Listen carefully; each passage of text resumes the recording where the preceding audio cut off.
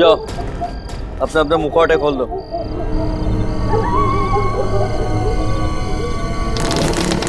जाओ अंदर।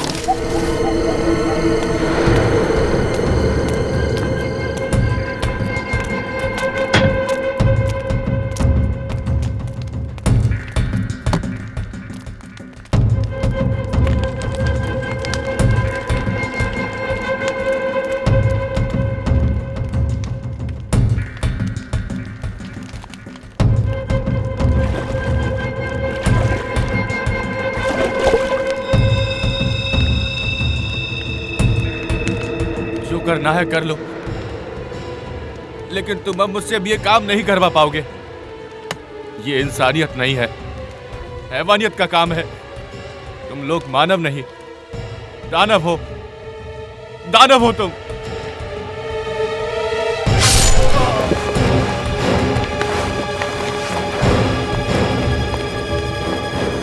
कान खोलकर सुन लो, जो हमारे खिलाफ आवाज उठाएगा उसे हमेशा के लिए सुला देंगे हम।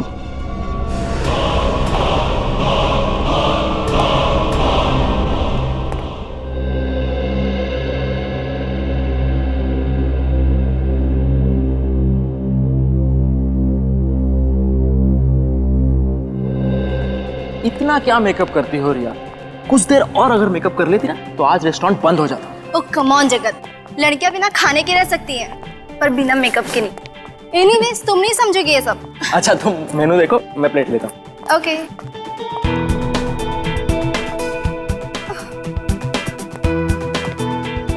ये कितना ऑयली है, मैं नहीं खाऊंगी ये सब। रिया थोड़ा खाने से कुछ नहीं होता है। नहीं, मुझे तो अपना 6 किलो वेट और कम करना है। एक काम करती हूँ, मैं सूप ले लेती हूँ। मैडम जी इतनी डाइटिंग करोगी तो एक दिन हवा में गायब हो जाओगी। ठीक है, तो ये ग्रैब सूप है वो ले लो, ठीक है? ओके। उफो, यहाँ तो सूप बॉल ही नहीं है। Sorry ma'am, 1 minute please. Thank you.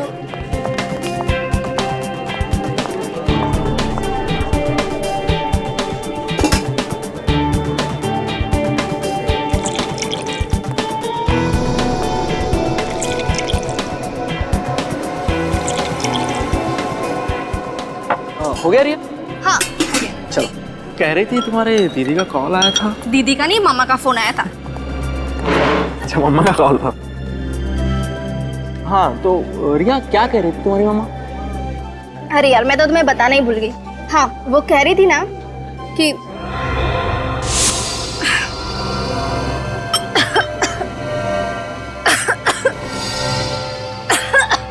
क्या हुआ रिया? कैसा तो लग क्या हुआ रिया?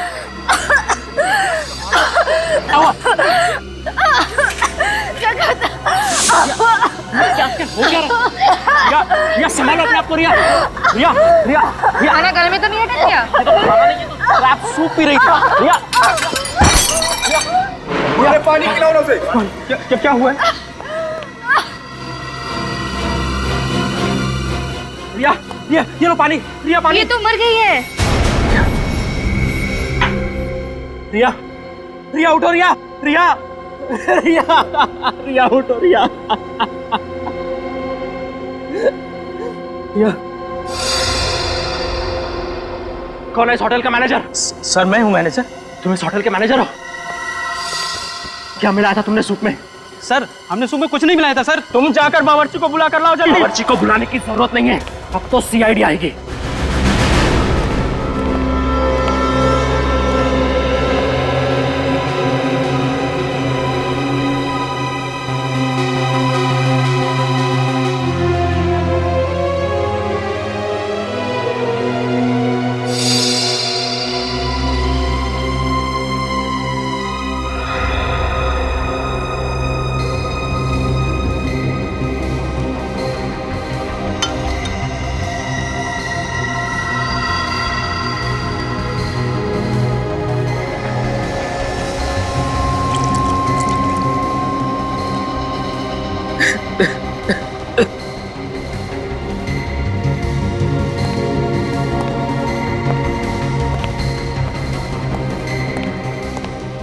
कैसे हुआ ये सब? मैं और रिया इस डाइनिंग हॉल में जब दाखिल हुए तब तक रिया बिल्कुल ठीक थी सर। जैसे ही उसने ये सूप पिया और कुछ ही पलों में उसे बेचैनी होने लगी और ये सब कुछ हो गया। रिया को इससे पहले भी ऐसा कभी कुछ हुआ था? नहीं सर। कोई पुरानी बीमारी? नहीं सर, रिया बिल्कुल तंदुरुस्त थी सर। वो तो सर इन लोगों ने उस सूप में जहर मिलाया और मेरी बीवी को मार डाला सर। कमाल करते हैं आप। पिछले 2 घंटे से आप एक ही बात दोहराए जा रहे हैं। सर आप ही सोचिए, रिया मैडम ने जो सूप पिया है, हमारे बाकी गेस्ट ने भी वही सूप पिया है। सर अगर सूप में जहर होता तो बाकी लोगों पर भी तो इसका असर होता। आप लोग आपस में बहस करना बंद कीजिए। अच्छा, आप लोगों ने भी सूप पिया था तो आप लोगों को बेचैनी नहीं हुई? नहीं सर, अभी तक तो कुछ नहीं हुआ। पर मुझे इस औरत की लाश देख करके बेचैनी हो रही है। मैम, जो सवाल पूछा जाए उसका जवाब दीजिए आप। सॉरी सर, असल में मैं 2 बाउल भर के सूप पी थी, पर मुझे कुछ नहीं हुआ।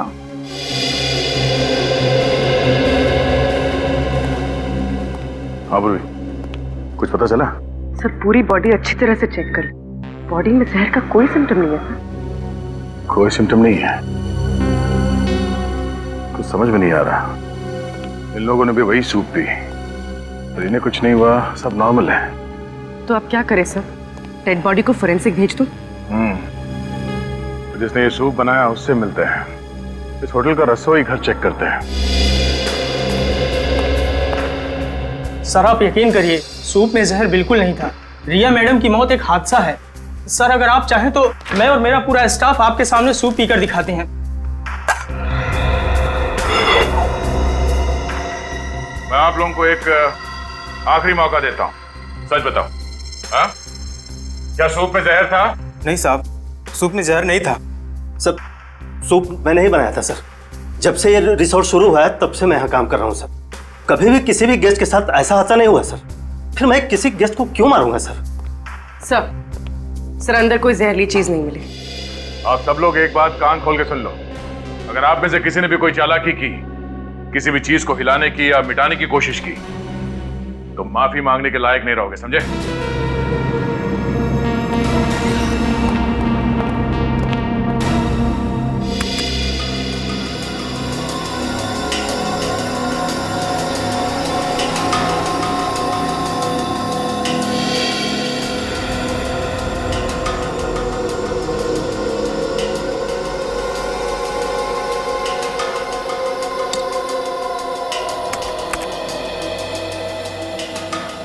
सर इस बात पर तो कोई भी विश्वास नहीं करेगा।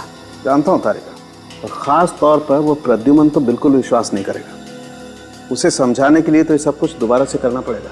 क्या समझाना चाहता था तू साळुंकी? कि रिया के सूप में जहर था? जहर नहीं था बॉस। मैं रेहा का सूप और बाकी खाने की चीजें टेस्ट कर चुका हूँ। रेहा की मौत जहर की वजह से नहीं हुई। जहर की वजह से नहीं हुई तो फिर हुई कैसे मौत? एलर्जी से। एलर्जी से? हाँ बॉस।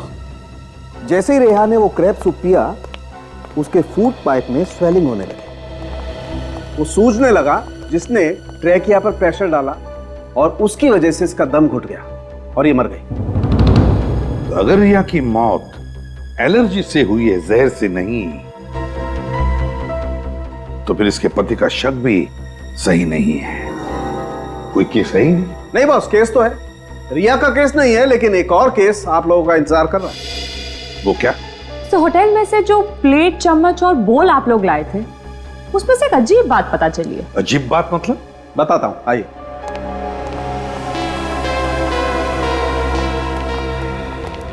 बॉस ये चम्मच सेरेमिक का है और सेरेमिक 3000 डिग्री सेल्सियस पे पिघलने लगता है।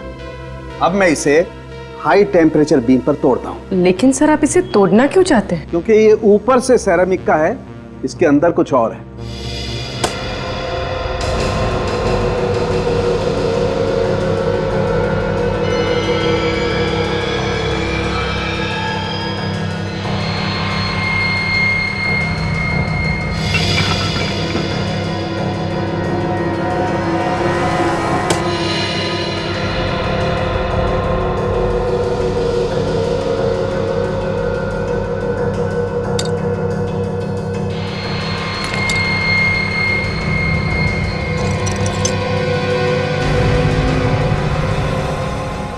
यार साळुंखे, ये तो हड्डी है।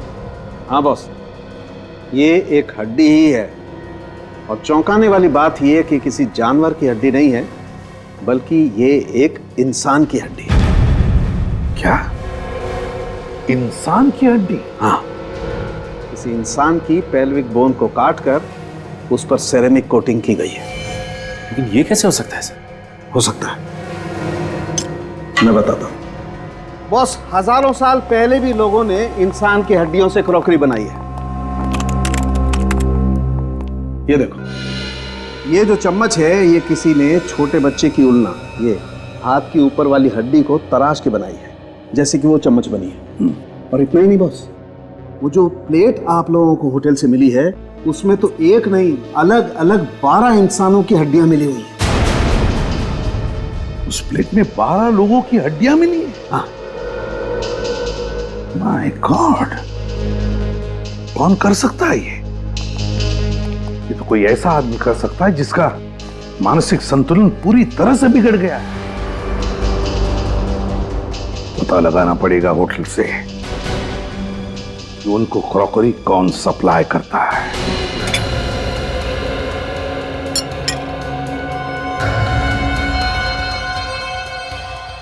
क्या सर, ये क्या बोल रहे हैं? इंसानों की हड्डियों से बने हुए बर्तन? हाँ, और ये सारे बर्तन हम ले जा रहे हैं ताकि चेक करके देख सके ये भी वैसे ही इंसानों की हड्डियों से बने हैं या नहीं। और अगर सब के सब जेल की हवा नहीं खाना चाहते हो तो जल्दी से बताओ, ये इंसानी हड्डियों से बनी क्रॉकरी इस रिसोर्ट में कहां से आई है? सर, हम तो बावर्ची हैं, सामान खरीदने और पसंद करने की जिम्मेदारी तो मैनेजर साहब की है। नहीं सर, मैंने ये क्रॉकरी बिल्कुल पसंद नहीं की सर। सर, आज एक सेल्समैन आया था सर, उसने ये सैंपल के तौर पर दिया। सर, महंगाई कितनी बढ़ गई है, इतने बड़े रेस्टोरेंट में भी क्रॉकरी का बजट नहीं है, सैंपल से काम चला रहे। ये सैंपल की क्या कहानी है? हाँ सर, आज सुबह एक सेल्समैन आया था, उसने ये सैंपल दिखाते हुए कहा कि अगर ये क्रॉकरी सबको पसंद आ जाए तो इसे होलसेल में ऑर्डर कर देना। कुछ बताया उसने? किस कंपनी से आया था वो? हाँ, मैंने उससे कंपनी का नाम पूछा था तो उसने बताया कि उसके बॉस की कोई बहुत बड़ी कंपनी नहीं है, वो लोग कुछ हस्तकला का उनका छोटा मोटा कारोबार है। अगर उसे होलसेल में ऑर्डर की उम्मीद थी तो उसने अपना नाम, पता या फोन नंबर तो दिया ही होगा ना? हाँ सर, उसने अपना नाम धवल बताया था सर, और नंबर भी दिया है। सेल्समैन धवल।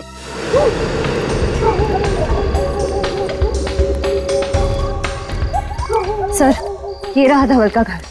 मोबाइल कंपनी वालों ने यही एड्रेस बताया था। मेरा शक सही निकला, धवल है ही नहीं यहाँ पे। साहब, आप लोग धवल से मिलने आए हैं क्या? धवल के रिश्तेदार हो क्या आप लोग? जी नहीं, हम लोग सीआईडी से। बाबा रे बाबा, सीआईडी से? देखा, मुझे मालूम था कि वो एक नंबर का लफड़ेबाज है। ऐसा क्यों? क्योंकि साहब वो सुमड़ी में रहता था, खाना भी बाहर से आता था और पानी भी। कब से रह रहा था वो यहाँ पे?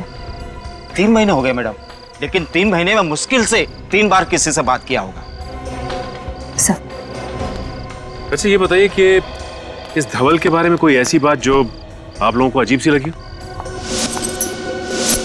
2 हफ्ते में एक बार एक वैन आता था, वो भी देर रात को। कैसी वैन? वो तो मालूम नहीं साहब, लेकिन वो वैन यहाँ घर के सामने आकर खड़ी रहती थी। यहाँ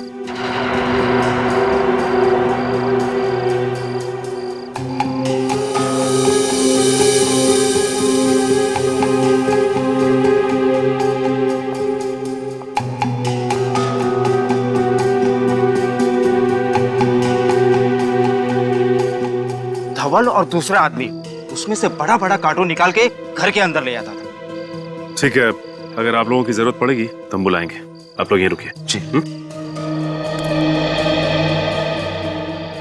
क्या हो श्रेया, कुछ मिला क्या? सर ये देखिए, शायद धवल की फोटो है ये। धवल की फोटो? इस फोटो को देखिए, क्या यही धवल है? हाँ साहब, यही धवल है।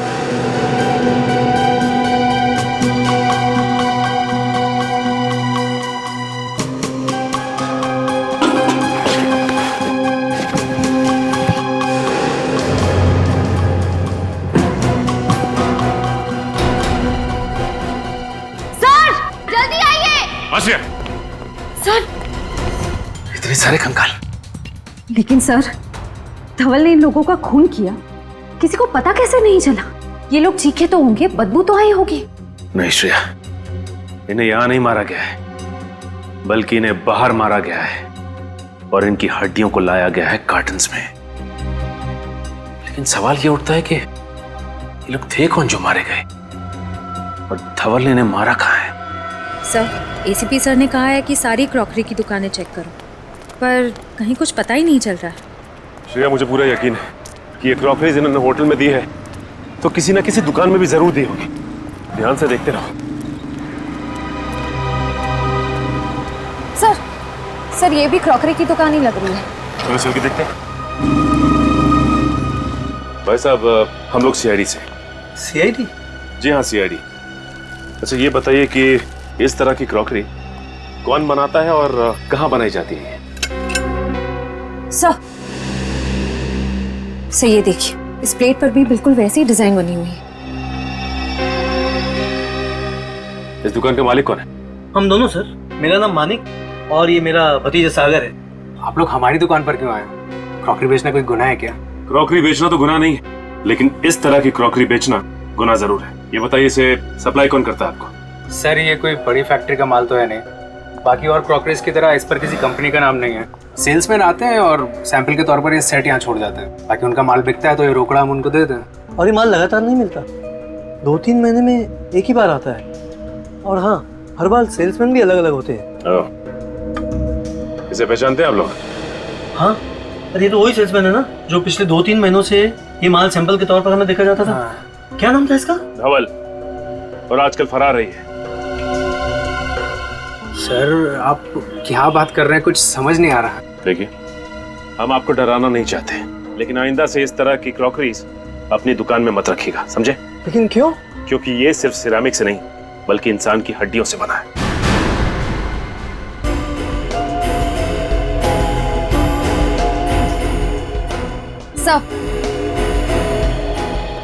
सर ये देखिए, वैसी ही प्लेट है और वैसा ही बोल है। रिपेयर और रीपेंट करने के लिए पीछे रखा हुआ था।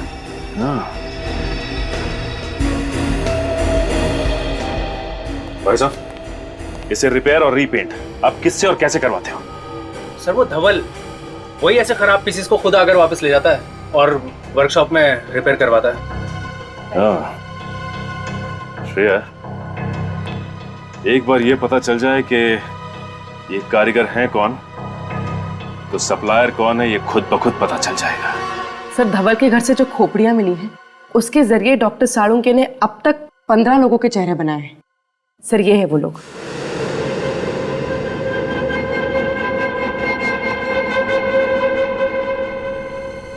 सर ये सारे लोग लावारिस हैं और इनका कोई भी रिकॉर्ड हमारे पास नहीं। धवल कहाँ रहता था? सर दहीसर के पास किसी रजाना गांव में। दहीसर के पास किसी रजाना गांव में?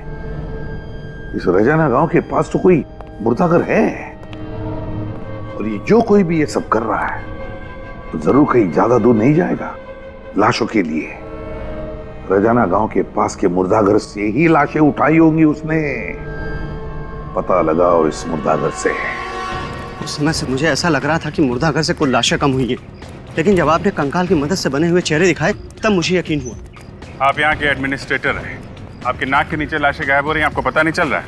मुझे अपने स्टाफ पर जरूरत से ज्यादा विश्वास था, तो गलती मेरी है सर। ये हमें देख के भाग क्यों गया? पता नहीं। हमारे बारे में से कुछ बताया था क्या? सिर्फ इतना है कि सीआईडी गायब लाशों की इंक्वायरी कर रही है। दरवाजा खोलो। देखो तुम बच के जा नहीं सकते, खोलो दरवाजा।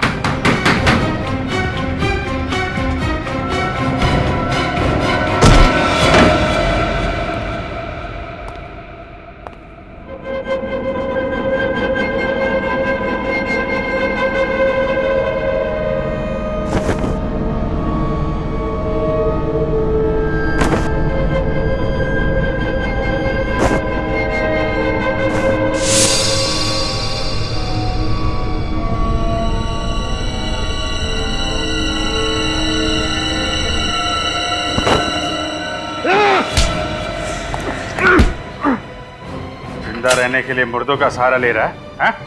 छोड़ दो मुझे, जाने दो। कहाँ जाएगा तुझे तेरी मंजिल तक तो हम लेकर जाएंगे। लाशों की चोरी करता है। ये करता था लाशों की चोरी? और ये मत पूछना कि लाशों के साथ ये क्या करता था। ले चलो इसे। कुछ साबित नहीं कर पाओगे इंस्पेक्टर, कुछ भी नहीं।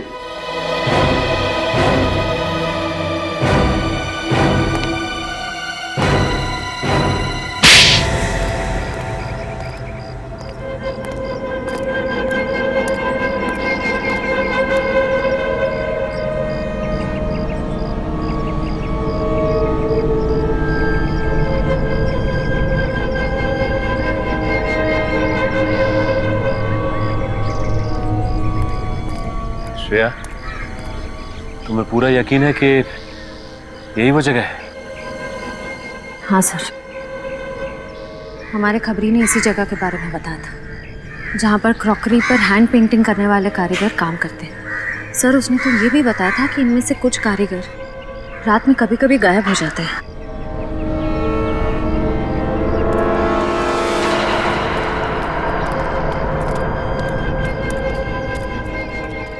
जी कहिए। हमें क्रॉकरी पे। देखिए मैम, हम क्रॉकरी नहीं बेचते, आपको शायद कुछ गलतफहमी हुई मैम। हम लोग तो बस यहाँ के कारीगर हैं और इसमें पेंटिंग करते हैं। हमें भी ऐसे कारीगर की तलाश है जो इस तरह की पेंटिंग कर सके। ये देखिए,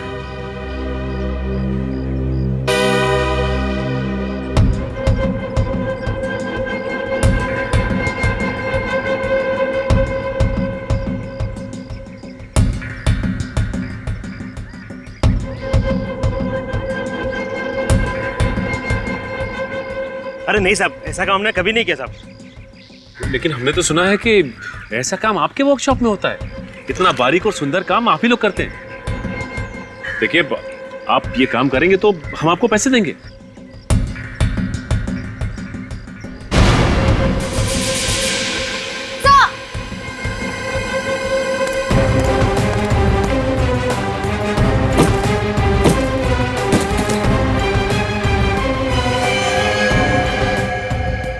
ये तो मर चुका है।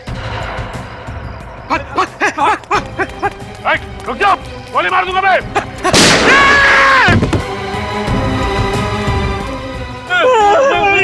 मुझे गोली लगी, कोई गोली वोली नहीं लगी तुझे, हवा में फायर किया मैंने। अच्छा, गोली नहीं लगी। बोल, डबल को क्यों मारा तूने? बोल। सर, 5 घंटे से गाड़ी में बैठे हुए हैं सर।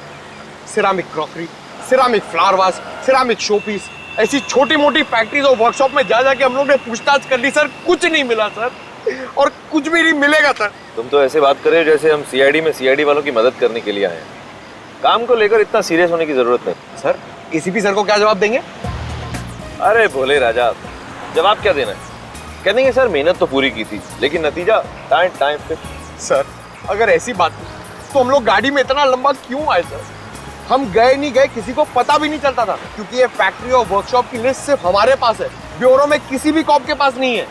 थोड़ा नाटक, थोड़ी नौटंकी करनी पड़ती।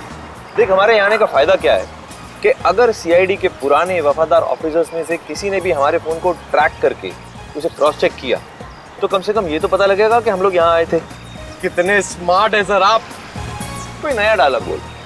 अच्छा, एक फैक्ट्री है ये 1978 से बंद पड़ी हुई है, वहाँ मिट्टी के बर्तन बनते थे, चल के वो भी देख लेते हैं। सर, वहाँ भी कुछ नहीं मिलने वाले। मुझे बहुत भूख लग रही है, सीधा लंच खाने चलते हैं।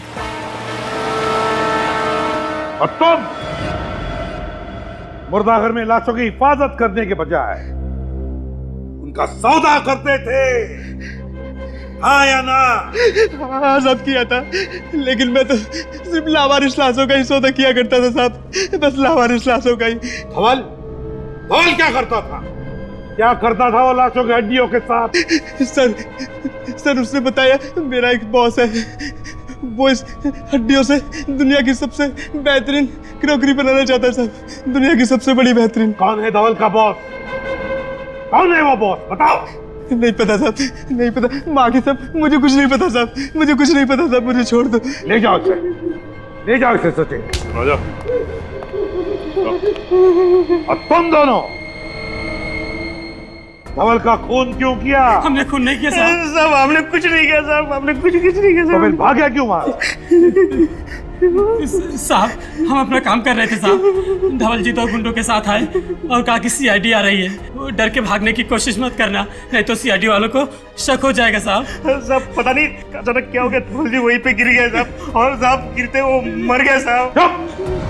बताओ, तुम्हें मालूम था ना कि वो क्रॉकरी इंसानी हड्डियों से बनती थी? हाँ साहब, हम गरीब आदमी है साहब, हमें क्रॉकरी पेंट करने का 20,000 रुपया मिलता था साहब।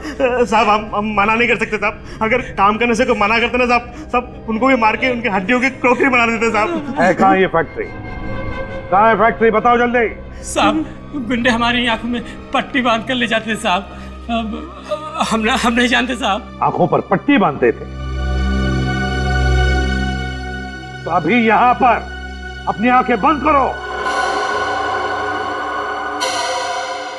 और बताओ कहां लेके जाते थे वो, कैसे लेके जाते थे? आंखें बंद,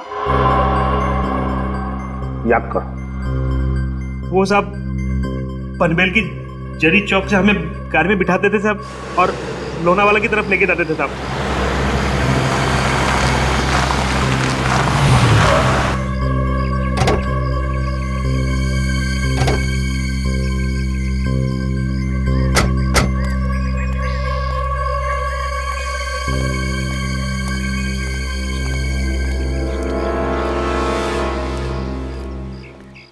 सर दिखने में तो कितनी बड़ी फैक्ट्री लग रही है ना। अब चलें यहाँ से सर, मुझे बर्गर खाने का बहुत मन कर रहा है, और वैसे भी उन लोगों को मालूम पड़ जाएगा ना कि हम लोग यहाँ पे आए थे। अब जब यहाँ तक आ ही गए हैं तो अंदर भी देख लेते हैं। आ जा सर।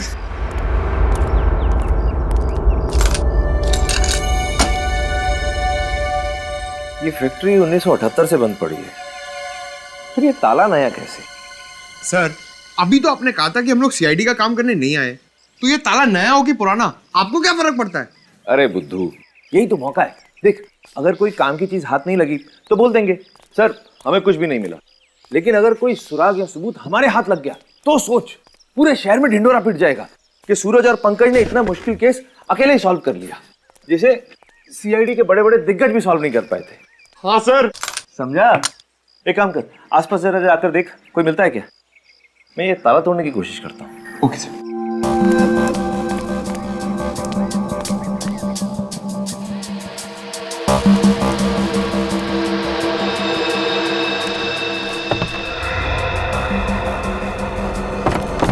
सर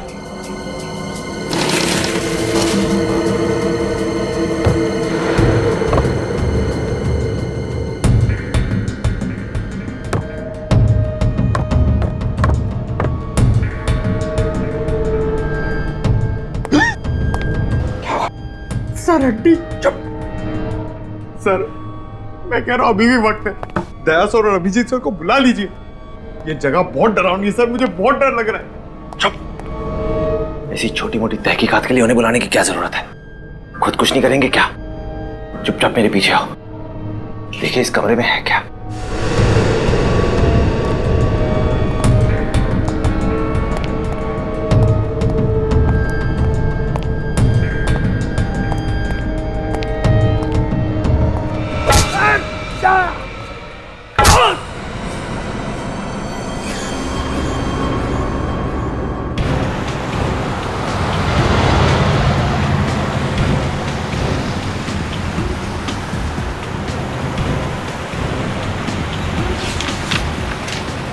कारीगरों का कहना था कि पनवेल के जरी मार्केट से उनको उठाते थे, आंखों पे पट्टी बांधते थे और फिर लोनावाला की तरफ 20 से 25 मिनट तक लेके जाते थे गाड़ी में। सर, और करीबन 10 मिनट के बाद गाड़ी दाहिने मुड़ जाती थी।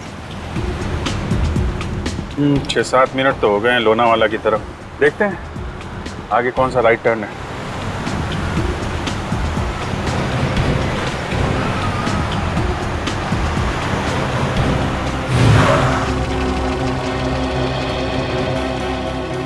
चिरंगी लेन, चिरंगी लेन, यही हो सकता है। इधर ले लो।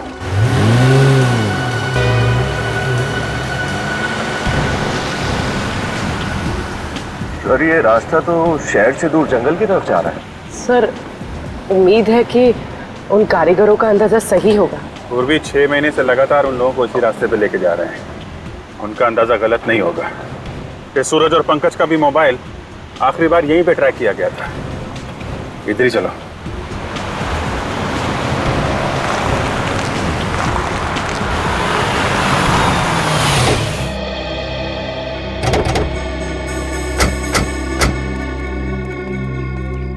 सर रास्ता बंद है यहाँ पर। करीब 25 मिनट हो भी गए। तो सर उन कारीगरों ने ये भी बताया था कि गाड़ी से उतरने के बाद करीब 5 मिनट तक उन्हें जंगल में पैदल ले जाया जाता। चलो फिर जंगल में चलते हैं।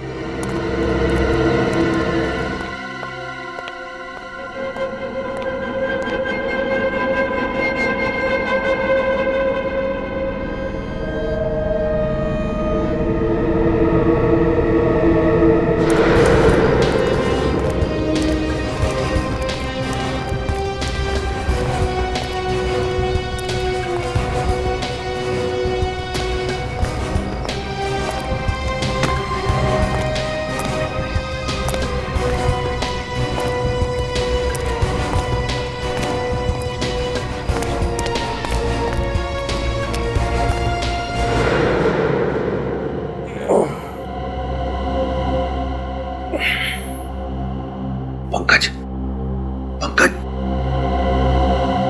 पंकज, पंकज, उठ। चुप, चुप, धीरे बोल, धीरे बोल, धीरे बोल। सर,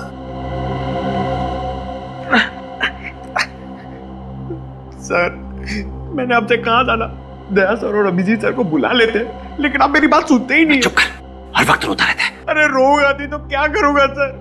ये वही नरक है जहां पर इंसान की हड्डियों के साथ ये लोग सिरामिड की प्लेट्स और सूप बोल्स बनाते हैं सर। सर मैं आपके हड्डियों के प्लेट और सूप बोल्स बनते हुए नहीं देख सकता हूँ सर। अरे कुछ नहीं होगा हमें। सर कैसे कुछ नहीं होगा? सीआईडी की टीम को पता भी नहीं कि हम लोग कहाँ पर हैं और हमारे पास बंदूकें भी नहीं है। तो क्या होगा? भूल गया सीआईडी की ट्रेनिंग? हम सीआईडी वालों को बंदूक नहीं हाथों से लड़ना भी सिखाया जाता है। और आज हम सिर्फ सीआईडी की इज्जत के लिए नहीं, अपनी जान के लिए भी लड़ेंगे। अभी सुन, ये मेरी पतलून को थोड़ा सा ऊपर कर। हाँ? पतलून को ऊपर कर। अरे पकड़ना इधर। और ये मोजे में से ये स्ट्रैप, हाँ ये स्ट्रैप को पकड़। हाँ मेरा सर। हाँ चल ठीक है। हाथ में आ गया सर। अब देख क्या रहा है, काटना रस्सी। सर आप कितने स्मार्ट है सर। पुराना डायलॉग।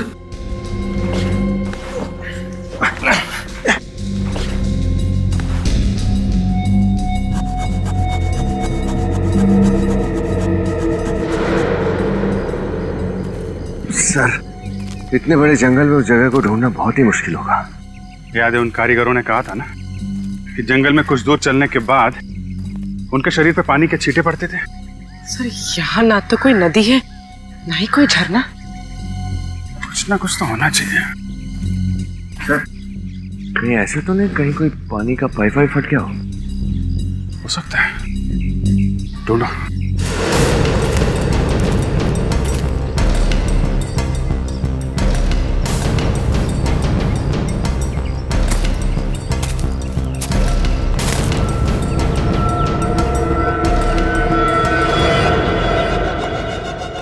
जा रहे शेरा, देख क्या उन दोनों सीआईडी ऑफिसर्स को। अब तक तो होश आ गया होगा, कब से तड़प रहा हूं उन दोनों से मिलने को। जा देख क्या जल्दी। Yes boss.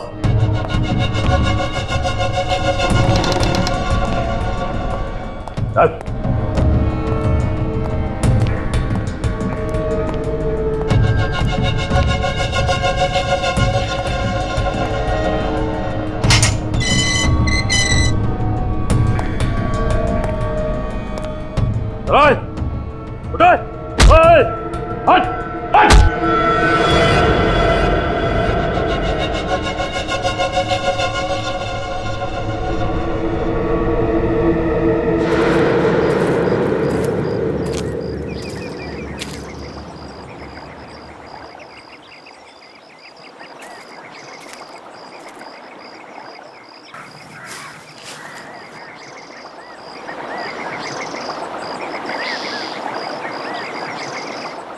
विनीत, पूर्वी,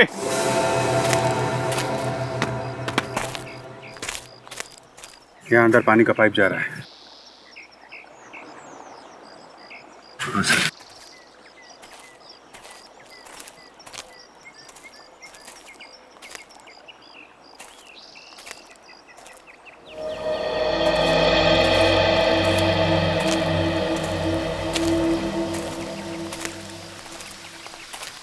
ओह,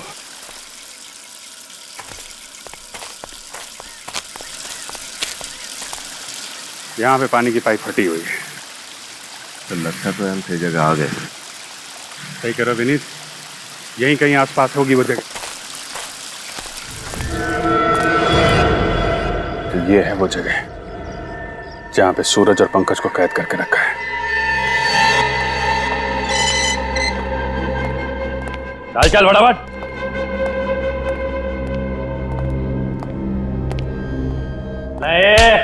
चलो।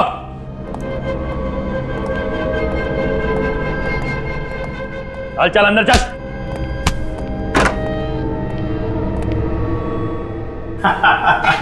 आओ मेरे मेहमानों, आओ। अब तक तो तुमने देख लिया होगा ये मेरा छोटा मोटा कारोबार। तुम? आप लोग हमारी दुकान पर क्यों आए? क्रॉकरी बेचना कोई गुनाह है क्या? सर, ये वही सागर है जिसकी होलसेल मार्केट में सिरामिक्स की दुकान है। हाँ, सागर, सागर।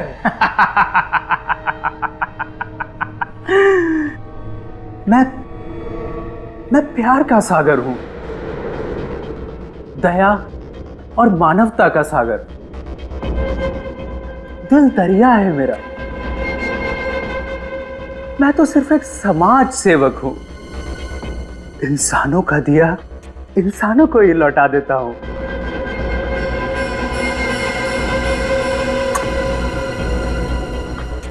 इंसानों की हड्डियां मिट्टी में क्यों मिले? इन हड्डियों से बर्तन क्यों ना बनाए जाएं? हैं?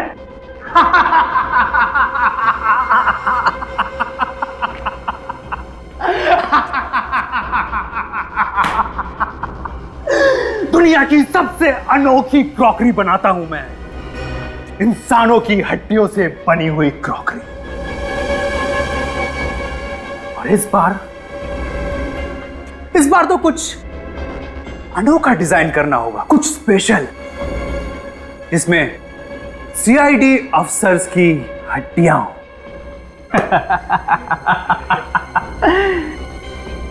और उस रेंज का मैं अनोखा नाम रखूंगा। हाँ, सीआईडी स्पेशल रेंज। सब कुछ बिक जाएगा, सब कुछ बिक जाएगा। चुप!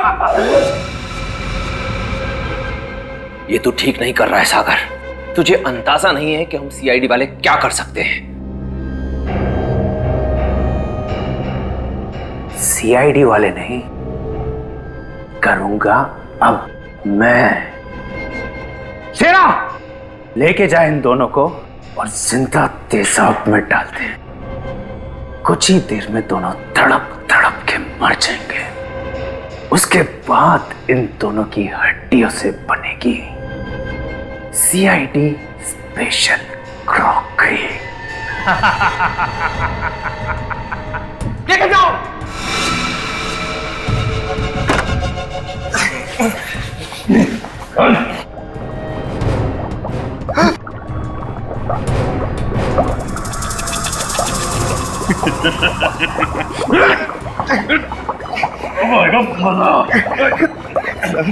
और बर्दाश्त नहीं हो रहा सर।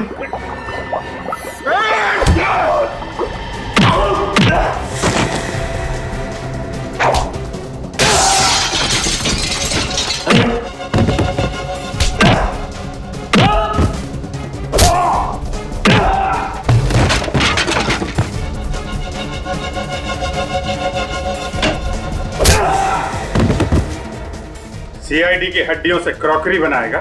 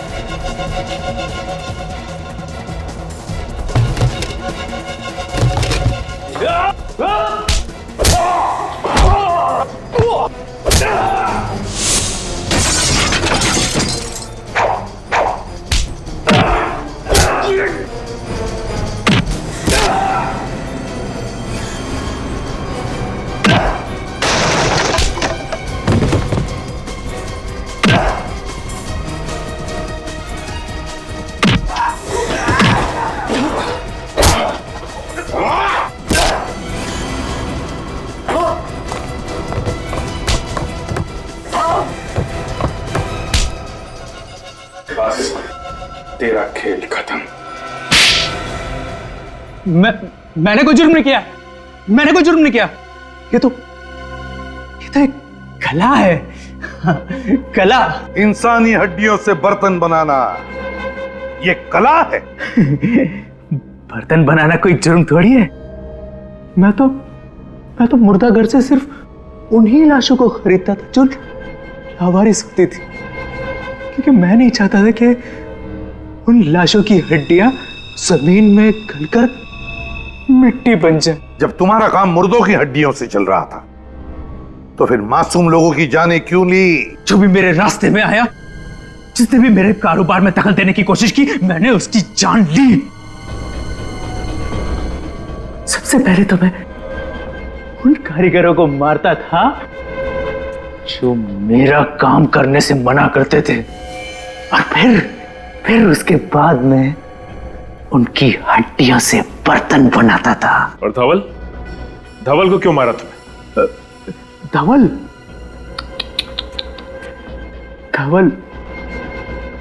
धवल मेरा बहुत चहीता था, दाहिना हाथ था मेरा। लेकिन क्या करें, आप लोगों ने उसको पहचान लिया और धंधे की वजह से मुझे उसको मारना पड़ा। अब आज के बाद अपनी खुद की हड्डियों के अलावा और किसी की भी हड्डियों को महसूस नहीं कर पाओगे। मेरी हड्डियां मरने के बाद मैं अपनी हड्डियों से भी बर्तन बनाऊंगा। इस तपस्या को कोई भंग नहीं कर सकता। इसकी दिमागी हालत ठीक नहीं कोई है, भंग नहीं कर सकता। साइकेट्रिक ट्रीटमेंट की जरूरत है इसे। फिर अदालत ही तय करेगी इसे क्या सजा देनी है। ले जाओ इसे।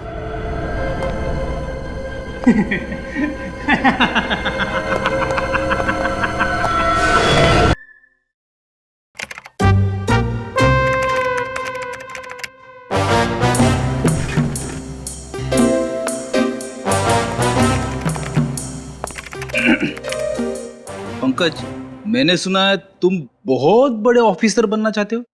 हाँ सर, कौन नहीं बनना चाहता सर। तो फिर मेरे सवाल का जवाब दोगे? हाँ सर, पूछिए ना, मैं तैयार हूँ सर। अच्छा ये बता, भैंस बड़ी होती है या अकल? ये कैसा सवाल है? अब सवाल तो सवाल ही है ना। बहुत बड़े ऑफिसर बनना चाहते हो ना तुम? हाँ सर। तो फिर मेरे सवाल का जवाब दो। सर मेरे हिसाब से भैंस बड़ी होती है सर। अकल बड़ी होती है। सर कैसे सर? भैंस तो इतनी बड़ी होती है और अकल तो इतनी सी। अरे पंकज, बिना अकल की भैंस किस काम की? ओह सर, आपके तो पॉइंट में पॉइंट है। Thank you. सर अगर आप बुरा ना माने तो मैं आपसे एक सवाल पूछूं? पूछो। मैं तुम्हारे हर सवाल का जवाब दे सकता हूँ। अच्छा ठीक है, ये बताइए, अंडा पहले आया या मुर्गी? ये भी कोई सवाल है? सवाल तो सवाल होता है ना। तो बताइए। मुर्गी। सर पहले अंडा आया सर, फिर मुर्गी आई सर। मुर्गी पहले आई, उसने अंडा दिया। सर पहले अंडा सर, मुर्गी। अंडा सर, मुर्गी। अंडा। देखा सर। हेलो, एसीपी प्रद्युमन है। हेलो सर बचा लीजिए प्लीज मुझे सर। कौन बोल रहा है? सर मैं उदय बोल रहा हूँ सर। सर मेरी जान खतरे में है सर। तुम्हारी जान खतरे में? क्या हुआ क्या है, बताओ तो सही। सर ये पागल मुझको मार डालेगा, मुझे बचा लीजिए सर, जल्दी आइए प्लीज। अच्छा तुम कहाँ हो बताओ? सर मैं Jogeshwari east highway warehouse से बोल रहा हूँ सर। सर प्लीज जल्दी आइए सर, नहीं तो। हेलो कट हो गया। Jogeshwari east highway ware house.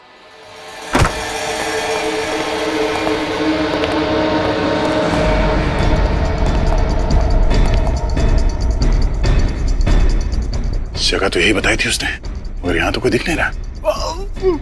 आवाज कैसी? अंदर से आ रही है।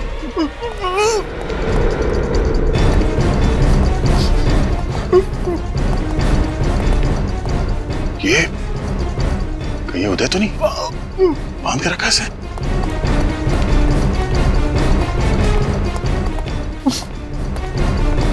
उदय, क्या ये सर क्यों ला रहा है?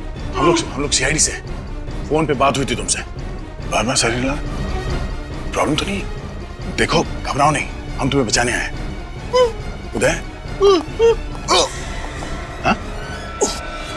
उदय, अरे उदय, क्या वैसे? ये तो मर गया। ये कैसे मर सकता है? अभी तो जिंदा था ये।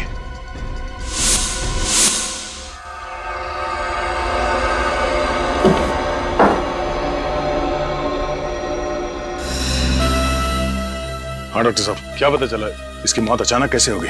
दया, मुझे लगता है इसकी मौत जहर की वजह से हुई। जहर की वजह से? हाँ, ये देखो, यहाँ कुछ दिखाई दे रहा है, ये निशान दिखाई दे रहा काला काला। हाँ सर। जहर यहाँ से इसके शरीर के अंदर गया है और फिर शरीर में फैल करके इसकी मौत हो गई है। एक मिनट दया, देख रहे हो यहाँ कुछ है? हाँ सर। एक सेकंड।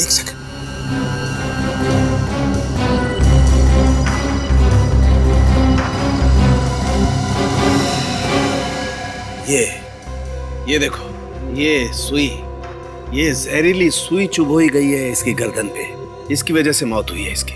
मगर सर, जब हम लोग यहाँ पे पहुंचे तभी आदमी जिंदा था, तो क्या इसे कोई ऐसा जहर दिया गया है जिसका असर धीरे धीरे होता है? वो तो पता करना पड़ेगा दया। तो सर फिर इनकी बॉडी को फॉरेंसिक ले चले? नहीं, उसकी जरूरत नहीं है, यही पता लग जाएगा। यही पता लग जाएगा? कैसे सर? कोई जादू है? हाँ, जादू ही समझो। ये बॉक्स देख रहे हो? ये जादुई पिटारा है। क्या सर इस पिटारे में? दया, बहुत ही इंपॉर्टेंट मशीन है। जब भी मुझे जरा सा भी शक होता है कि किसी इंसान की मौत जहर की वजह से हुई है, मैं तुरंत उसका ब्लड सैंपल लेकर के यहाँ इस पैनल पे रखता हूँ। उससे क्या होता है सर? उससे होता ये है कि ये जादुई मशीन 2 सेकंड के अंदर बता देती है कि वो जहर आखिर है कौन सा। ये तो हमारे काम की चीज है। चालू की हर चीज बहुत काम की होती है भाई। अब देखो, पता चल जाएगा कि ये जहर है कौन सा।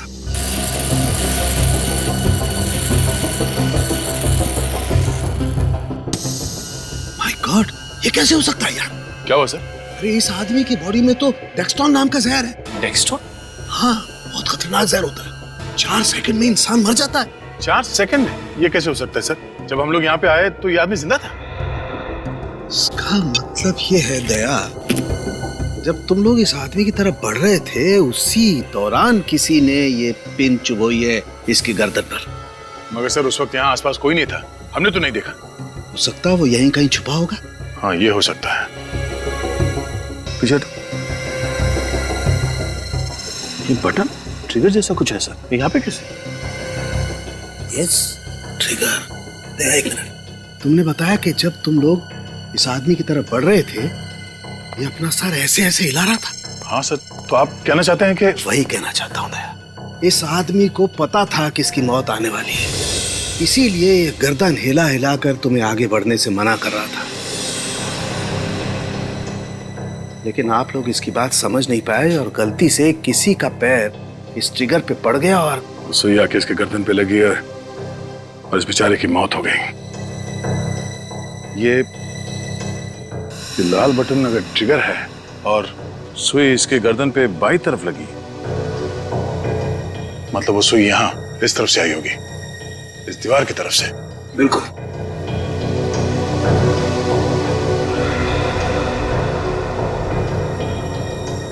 सर, ये देखिए, यहाँ पे स्प्रिंग मैकेनिज्म जैसा कुछ है। इसका मतलब है वो सुई यहाँ स्प्रिंग में थी और जैसे ही हम में से किसी का पैर उस ट्रिगर के ऊपर लगा, वो सुई यहाँ से निकली और सीधे इसके गर्दन पे जाके लगी और इस बेचारे की मौत हो गई। अरे फिर से वही नंबर। हेलो, क्या पूछूं तुमसे CID inspector mister Daya? Hello, how are you? कैसा लग रहा है तुम्हें ये जान करके तुमने और तुम्हारी टीम ने एक खून किया है, बेकसूर और एक निर्दोष इंसान की जान ली है। देशवासियों की रक्षा करने की कसम खाई थी ना तुमने, हार गए ना। हार जीत का सिलसिला तुमने शुरू किया है, मगर खत्म हम करेंगे। जिस दिन तू सीआईडी के शिकंजे में फंस गया ना बेटा, उस दिन तुमने जो कुछ किया उसका अफसोस करने का मौका तक नहीं मिलेगा, समझा? हंस क्या रहा है? बहुत बहादुर है तू। हिम्मत है तो नाम बता, है कौन तू? मैं कौन हूँ तुम्हें जानने के लिए वहाँ आना होगा जहाँ पे मैं हूँ। 30 सेकंड मैंने तुमसे बात कर ली है और तुम्हारे लिए ये जानना बहुत आसान हो गया है कि इस वक्त मैं कहाँ पर हूँ। वैसे सुना है कि हर इंसान को अपनी गलती सुधारने का दूसरा मौका दिया जाना चाहिए, और अगर अब हिम्मत है तो मेरी दूसरी चुनौती स्वीकार करो। सर सर सर मुझे प्लीज बचा लीजिए। कौन हो तुम? हेलो सर, इस पागल आदमी से मुझे बचा लीजिए। मैंने अपनी जिंदगी में कोई भी गलत काम नहीं किया सर। सर मैं इतनी जल्दी मरना नहीं चाहता। सर प्लीज प्लीज सर मुझे बचा लीजिए। हो कौन तुम? हेलो सब सुन लिया ना? तो मेरा चैलेंज भी तुम समझ ही गए होगे, लेकिन हर खेल में एक पड़ाव होता है। पड़ाव 1, पड़ाव 2, यानी कि खेल और भी मुश्किल होता जाता है। तो मैं भी इस खेल को और मजेदार और तेज बनाना चाहता हूँ। इस बार मैं इस बेगुनाह को बचाने के लिए तुम्हारे लिए बस 2 घंटे दूंगा। अगर देर हो गई तो गाड़ी स्टेशन से छूट जाएगी, यानी कि मैं इसे मार दूंगा, समझे? तुम ऐसा कुछ नहीं करोगे। लेकिन इसकी मौत का जिम्मेदार मैं नहीं, आप लोग होंगे। और अगर इस बार आप हार गए तो ये आपकी दूसरी हार होगी। समय शुरू होता है। ए, सुन, हेलो हेलो। इस पागल आदमी की वजह से हमने इस बेचारे आदमी की जान ले ली। सर, इस पागल आदमी का मोबाइल हमें जल्द से जल्द ट्रेस करना होगा सर। हाँ सचिन, मगर हमें और चौकन्ना रहना पड़ेगा। एक और आदमी की जान को खतरा है। किसी भी तरह इस सरफिरे को ढूंढना होगा। Thanks a lot. जिस फोन से कॉल आया था उसका लोकेशन ट्रैक हो चुका है। मीरा रोड के एक बंगले से फोन किया गया था। वो मीरा रोड ले लो। लेकिन सर अभी तो हम जोगेश्वरी में हैं। हाँ, मीरा रोड पहुंचने में कम से कम 1 घंटा तो लग जाएगा। और वो भी तब सर जब ट्रैफिक नहीं मिलेगा, और ये तो पीक ट्रैफिक आ रहा है। फिर शॉर्टकट ले लो यार। यस सर, वहीं से लेता हूँ। Hello, yes sir. उदय, वो भी उसी का था? हाँ सर, हम लोग सीधा मीरा रोड जा रहे हैं। Okay okay sir. Jogeshwari warehouse में जिस आदमी की मौत हुई थी उसका नाम उदय था, और वो गुड लुक कंस्ट्रक्शन कंपनी का मालिक था। और जिस वेयर हाउस में मौत हुई वो भी उसी के नाम था। अब ये क्या बात? नहीं सर, मेरा कहने का मतलब है कि ये आदमी उदय जिसकी लाश मिली है, वो गुड लुक कंस्ट्रक्शन कंपनी का मालिक भी है, वो वेयर हाउस भी उसी का है, उसकी लाश भी उसी वेयर हाउस में मिली है। तो कुछ तो चक्कर जरूर है सर। मगर सर एक बात समझ में नहीं आ रही है, ये खूनी अपने गुनाहों में हमें को शामिल कर रहा है। हाँ, अगर उसे सिर्फ उदय को मारना था तो वो उसे आसानी से मार सकता था। उसने ऐसी चाल क्यों चली? कातिल ने जानबूझकर उदय को तब तक जिंदा रखा जब तक हम मौका वारदात तक न पहुंच जाए, और जैसे हम वहां पहुंचे उसने। लेकिन वो जो कोई भी है उसने हमें ही निशाना क्यों बना? कोई ना कोई कनेक्शन तो है उसका सीआईडी के साथ। जानबूझ के सीआईडी से पंगे ले रहा है। काफी शातिर और चालाक आदमी है ये। सर, एक आदमी की जान खतरे में, वो जगह हमें किसी भी तरह ढूंढनी होगी। सर, ये उदय और ये मीरा रोड वाला आदमी, इन दोनों में कोई ना कोई कनेक्शन तो है। एक बार हम उस आदमी की जान बचा लें, फिर सारे सवालों के जवाब मिल जाएंगे। यही बंगलो है वो। एक, सब लोग सावधानी से, होशियारी से।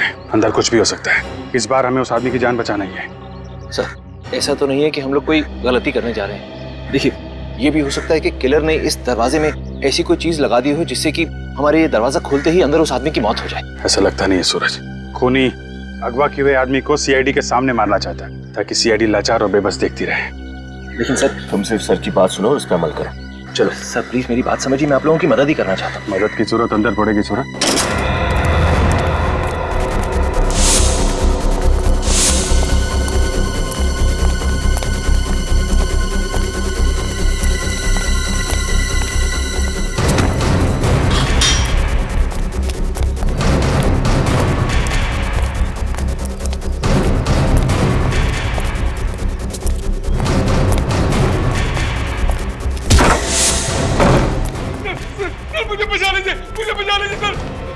एक मिनट ऑफिसर, अगर आगे बढ़े तो मैं इसके चीथड़े चीथड़े कर दूंगा। क्या बिगाड़ा इस आदमी ने तुम्हारा? हैं? छोड़ दो इसे। छोड़ दूंगा? जल्दी भी क्या है, पहले एक खेल तो खेल लूं तुम्हारे साथ। खेलना चाहोगे? देखो, अगर इस आदमी को बचाना है तो इस बॉक्स का रिमोट मैंने इसी कमरे में छुपा के रखा है, यहीं पर। और उसके लिए तुम्हारे पास हैं 30 सेकंड और तुम्हारा खेल शुरू होता है अब।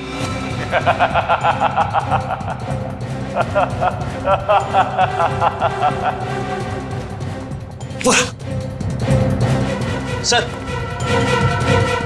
Well done officers, well done. पहला पड़ा पार। अब इस रिमोट में जैसा कि 2 बटन हैं, एक से बॉम्ब एक्टिवेट होगा और दूसरे से डीएक्टिवेट। अब ऑफिसर्स फैसला तुम्हें करना है, कौन सा बटन। तुम्हारे पास सिर्फ बचे हैं 10 सेकेंड। 10, 9, 8, 7, 6, 5, जल्दी। 4, पहली बार महसूस कर रहा हूँ। 3, एक गलत कदम और 2, इस निर्दोष की मौत। तुम जैसे दोनों सीनियर्स ऑफिसर्स के होते हुए दोनों मासूमों की जान चली गई ऑफिसर अभिजीत। इतनी लापरवाही। खैर, इतना समझ लो कि इस खेल का सूत्रधार। सुनो अभिजीत, बहुत खेल लिया, अब बाकी का खेल कल खेलेंगे। मौत के खेल के लिए तैयार रहना। Bye bye. तुम जो भी हो, ये मौत का खेल तुम्हें बहुत भारी पड़ेगा। सीआईडी तुमको ढूंढ कर निकालेगी। सीआईडी से बच नहीं पाओगे तुम, समझे? उस बॉम्ब की वजह से जिसकी मौत हुई, उसके बारे में कुछ पता चला? सर, पंकज गया पता लगाने, आता ही होगा। पहला आदमी जिसका खून हुआ डेक्सट्रॉल पॉइजनिंग से, गुडलू बिल्डर्स का पार्टनर उदय, और अब ये दूसरा आदमी जो बॉम्ब की वजह से मरा। ये दोनों खून में कोई ना कोई संबंध जरूर है। और वहां अभिजीत बेचारा अपने आप को कोस रहा है कि गलत बटन दबाने की वजह से ब्लास्ट हुआ, उस आदमी की मौत हुई। लेकिन ऐसा है नहीं बॉस। अभिजीत से कहो अपने आप को दोषी मानना बंद कर दे। क्या मतलब? मतलब ये कि देखो, ये है वो रिमोट जो अभिजीत के हाथ में था, और ये है वो बटन जिसके दबने से उस मासूम की जान गई। लेकिन जब मैंने इस रिमोट को अच्छी तरह से चेक किया और इसके सर्किट्स को चेक किया, तो पता ये चला कि दरअसल ये जो दोनों बटन हैं, वो दोनों बटन एक ही तार के साथ जुड़े हुए। मैं कुछ समझा नहीं सर। मतलब ये फ्रेडी कि अभिजीत से इनमें से कोई सा भी बटन दबता, एक तार से जुड़े होने की वजह से वो बॉम्ब ट्रिगर होना ही था, उस मासूम की जान जानी ही थी। यही तो चाहता था वो, यही तो चाहता था कि अभिजीत के हाथों बटन दब जाए, ब्लास्ट हो जाए, सीआईडी फंस जाए। इतना गुस्सा आ रहा है उस खूनी पर, जी चाहता है उसकी गर्दन मरोड़ दूं। हमारे साथ खेल खेल रहा है वो, अपने खेल में हमें फंसाए जा रहा है। अब तो हम उसी का खेल खेलेंगे, उसी के साथ। फिर देखते हैं कौन फंसता है उस खेल में। सर, वो दूसरी लाश का पता चल गया है। उसका नाम दीपक है सर, और वो गुड लुक बिल्डर्स का दूसरा पार्टनर है सर। क्या कहा? गुड लुक बिल्डर्स का दूसरा पार्टनर दीपक, और पहले जिसकी डेक्सट्रॉल पॉइजनिंग से मौत हुई, वो भी गुड लुक बिल्डर्स का पार्टनर उदय। एक ही कंपनी के 2 पार्टनर्स की मौत, क्यों, किस वजह से? सर, इस गुडलुक बिल्डर्स के 2 और पार्टनर भी तो हैं, विशाल और राकेश, और दोनों के फोन बंद आ रहे। विशाल और राकेश के फोन बंद आ रहे हैं, तो फिर जरूर ये खूनी इन दोनों के पीछे पड़ेगा। पर क्यों, क्या इरादा है इसका? ये जरूर कोई जाति दुश्मनी नहीं लगती। कहीं ऐसा तो नहीं कि इन चारों पार्टनर्स को खत्म करके पूरी कंपनी को ही खत्म कर दे? सर, मैंने कुछ दिन पहले पेपर में पढ़ा था कि गुडलुक बिल्डर्स और ग्रेस डांस एकेडमी के बीच में लीगल डिस्प्यूट चल रहा है सर। ग्रेस डांस एकेडमी और गुडलुक बिल्डर्स के बीच में कोई डिस्प्यूट चल रहा है? पता लगाना पड़ेगा किस वजह से अनबन हो रही है ग्रेस एकेडमी और गुडलुक बिल्डर्स के बीच में।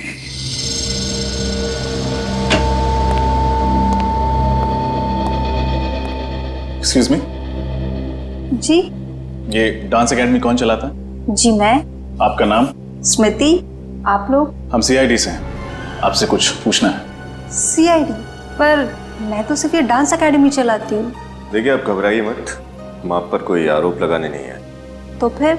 हम बस आपके और गुडलुक बिल्डर्स के बीच में जो झगड़ा चल रहा है उसके बारे में जानना चाहते हैं। ओह, वो 4 गुंडे? गुंडे? जी हाँ, मैं तो उन्हें गुंडा ही कहूँगी। वो लोग मुझसे मेरी डांस एकेडमी छीनना चाहते। यहाँ तक कि इस बिल्डिंग को तोड़ के वो लोग यहाँ पे बड़ी बिल्डिंग बनाना चाहते। ओह, तो ये बात है। उन्होंने आपकी एकेडमी छीनने के लिए कुछ गैर कानूनी हथकंडे भी अपनाए? हाँ सर, अपने राजनीतिक संबंधों का इस्तेमाल करके उन्होंने यहाँ के मालिक पर दबाव डाला है, जिसकी वजह से हमारी 10 साल की लीज कैंसिल कर दी गई है। और तो और हमारी एनओसी के बगैर उन्होंने ये जमीन भी खरीद ली है और हमें दूसरी एकेडमी के लिए जगह भी नहीं दे रहे। नई एकेडमी के लिए वो लोग आपको दूसरी जगह क्यों नहीं देना चाहते? उन 4 पार्टनर्स में से 3 को तो कोई प्रॉब्लम नहीं है, एक है मिस्टर राकेश, उन्हें प्रॉब्लम है। आपको पूरा यकीन है कि सिर्फ राकेश आपके खिलाफ है?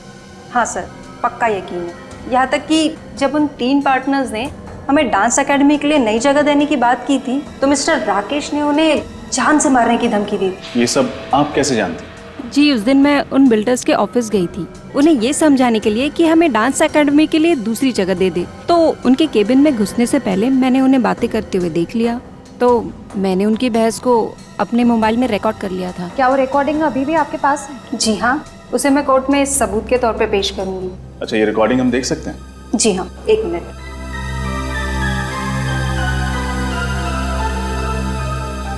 Thank you. भाई राकेश, हमारी समझ में ये नहीं आ रहा है कि आखिर तुम्हें तकलीफ क्या है। तुम उस डांस एकेडमी की मालकिन, वो क्या नाम है उसका, स्मृति, उसको उसके डांस एकेडमी चलाने के लिए कोई दूसरी जगह क्यों नहीं दे देते?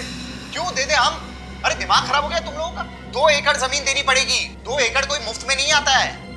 8 करोड़ रुपए लग जाएंगे, 8 करोड़। हम यहाँ पर बिजनेस करने बैठे हैं, कोई दान दक्षिणा देने के लिए नहीं। क्यों विशाल, मैं सही कह रहा हूँ ना? यार बात तो तुम ठीक कह रहे हो, लेकिन जब स्मृति का लीज रद्द किया था तो उससे एक वादा भी किया था कि उसे डांस एकेडमी चलाने के लिए एक नई जमीन देंगे। किया था कि नहीं वादा? राकेश, ये मत भूलो कि गुड लुक बिल्डर्स के मालिक तुम अकेले नहीं हो। इस कंपनी के हम 4 पार्टनर्स हैं और जो कुछ भी निर्णय लिया जाएगा हम सबकी सहमति से लिया जाएगा। समझ गए तुम? तुम लोग नहीं मानोगे ना तो भाई मनवाएंगे। कौन भाई? कौन भाई? ये देखो, भाई का फोन भी आ गया। 1 मिनट। हाँ भाई, चीज समझ गया, पता चल गया कि आपको सब खबर लग गई है। नहीं भाई, इसकी कोई जरूरत नहीं है। मैं उन तीनों को समझाऊंगा, तीनों मान जाएंगे, पक्का पक्का। सुन लिया, भाई को सब पता चल गया है। तुम धर्मात्माओं की आत्मा को परमात्मा तक पहुंचाने की बात कर रहे थे, मैंने तो समझा के रोक दिया है। लेकिन अगर तुम लोग नहीं माने ना और स्मृति को जमीन देने की बात की तो मैं भी नहीं समझा पाऊंगा। तुम तीनों तो मरोगे ही, लेकिन मैं अपनी जान नहीं गंवाना चाहता हूं। अब फैसला तुम लोगों के हाथ में है, क्या करना चाहते हो सोच लो। आप हमें बता सकती हैं कि ये रिकॉर्डिंग आपने किस दिन और किस वक्त की थी?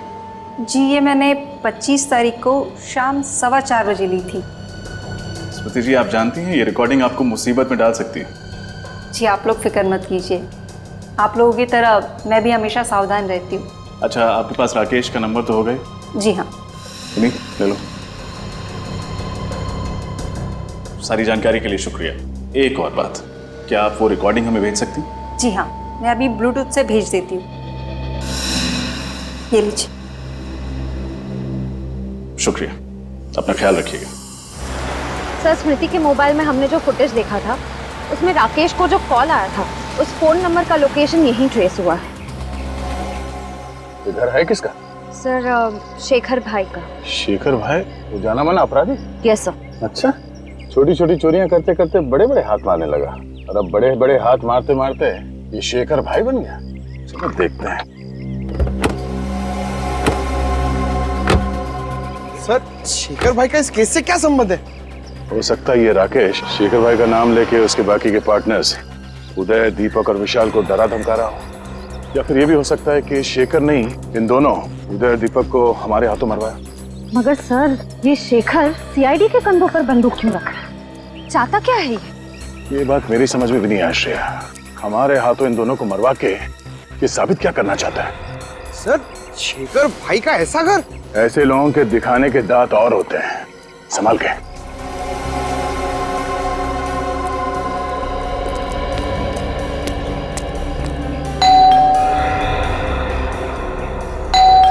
कोई दरवाजा नहीं खोल रहा। पंकज सर, काम करो, पीछे जाके देखो अंदर घुसने का कोई रास्ता है क्या। अकेले सर? नहीं, आसपास के मोहल्ले से लोगों को लेके जाओ। Sorry sir.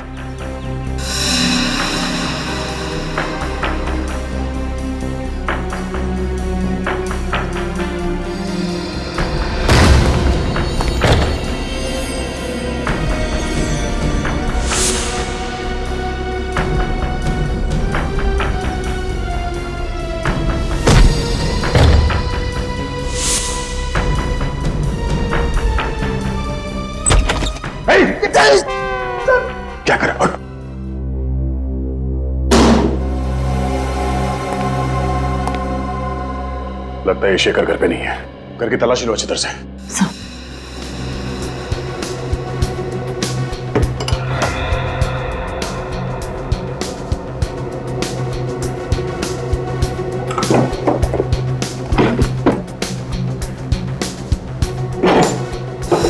सर हाँ पंकज। सर ये देखिए। मौत का सामान यहाँ पे बना रहा है ये। सर मगर शेखर भाई इसे कैसे बनाएंगे? इसके लिए तो कोई स्पेशल इंजीनियर चाहिए। हो सकता है पंकज वो किसी और से बनवाता होगा। सर जल्दी यहाँ आइए। Sir passports. इतने सारे नकली पासपोर्ट। हो सकता है ये शेखर नकली पासपोर्ट बनवा के इंडिया से बाहर निकल गया हो। देखो बॉस, ये कोई इलेक्ट्रॉनिक की बड़ी दुकान तो है नहीं जहाँ आपको वारंटी गारंटी मिलेगी। ये मेरी छोटी सी दुकान है और आपको भी अच्छे से पता है कि आप मेरे से सामान क्यों खरीदते हो, क्योंकि मैं मार्केट में दूसरों से कम दाम में आपको माल देता हूँ। अरे बॉस, और वैसे भी इतने पैसे में इतना ही मिलेगा, और बाद में अगर ये खराब हो गया ना तो मैं कुछ नहीं कर सकता इसमें। अब आप जा सकते हैं, आप मुझे माफ कीजिए। अजीब आदमी है यार, बात करना ही बेकार है।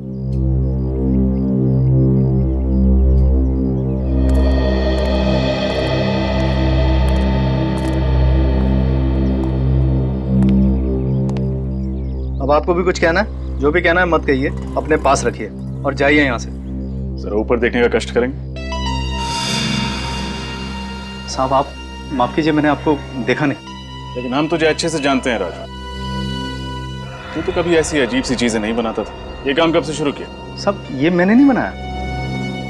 देख राजू, झूठ बोलेगा तो फंसेगा, समझा? मामला गंभीर है, 2 लोगों की मौत हो चुकी है। 2 लोगों की मौत? हाँ, इसलिए जो कुछ भी जानता है हमें सच सच बता दे, इसी में तेरी भलाई है। मैं तो आप लोगों का पुराना खबरी हूँ, आप लोगों से झूठ बोल के मैं खतरा मोल क्यों लूंगा? देख राजू, तू हमें अच्छे तरीके से जानता है, सच उगलवाने के हमें और भी तरीके आते हैं, इसलिए जो कुछ है चुपचाप उगल दे। सच बोलो साहब, ये जो भी बनाने का सामान है ना, मैंने ही बेचा है। अब बोला साहब, ये जो सर्किट के ऊपर निशान है ना, इसको मैं अच्छे से पहचानता हूँ। ये मेरी दुकान का ही माल है। ये सामान तूने किसको बेचा था राजू? दीपू को। कौन दीपू? पिछले हफ्ते तो आया था वो। मैंने उसको पूछा इस सर्किट का तू क्या करेगा, कुछ जवाब नहीं दिया, पैसे दे के चला गया। और क्या जानते हो दीपू के बारे में? वैसे तो वो एक इंजीनियर है, एक अच्छी डिग्री भी है उसके पास, लेकिन फिलहाल वो बेरोजगार है, छोटे छोटे काम करता है और अपना खर्चा चलाता है। दीपू का पता?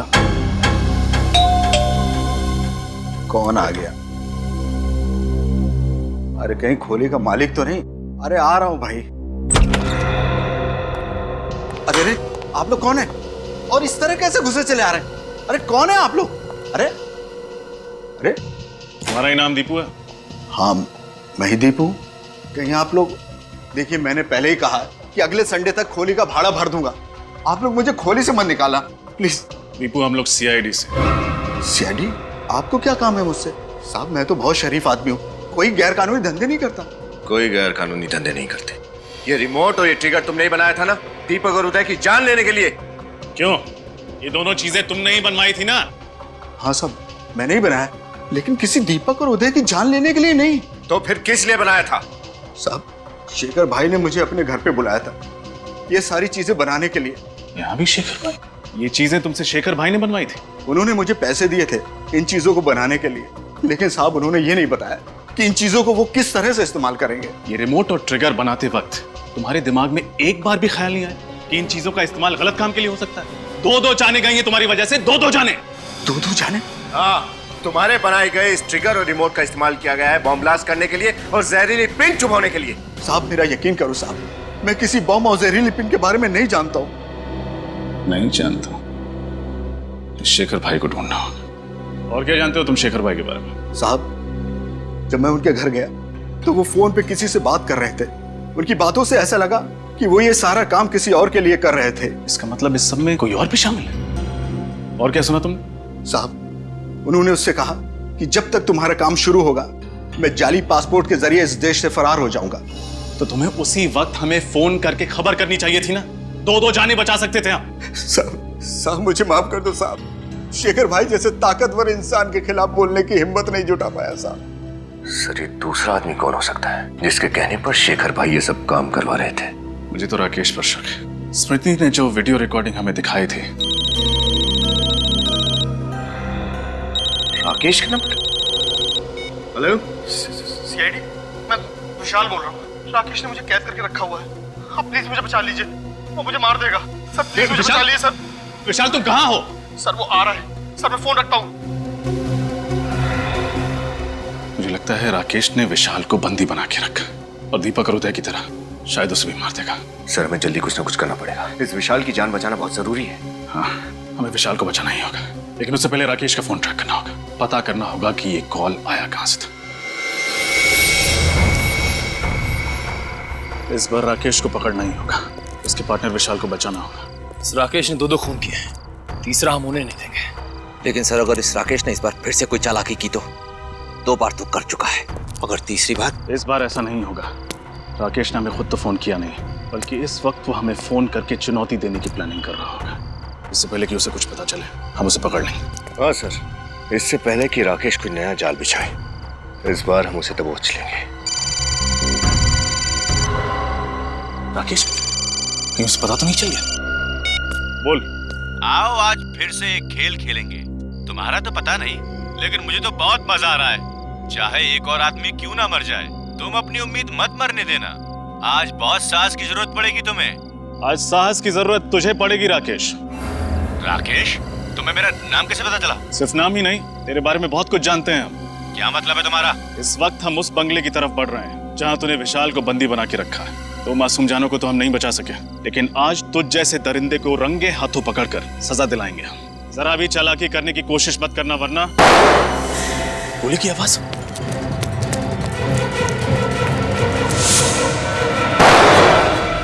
उनको चेक करो जल्दी।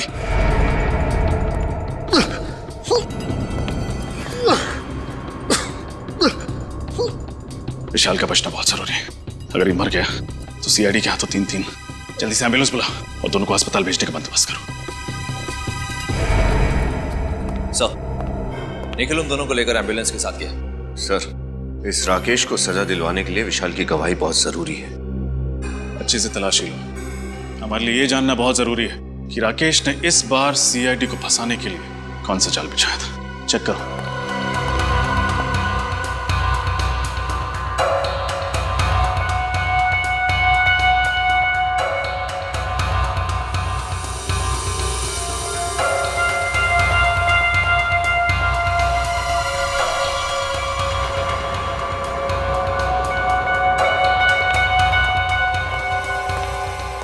सूरज,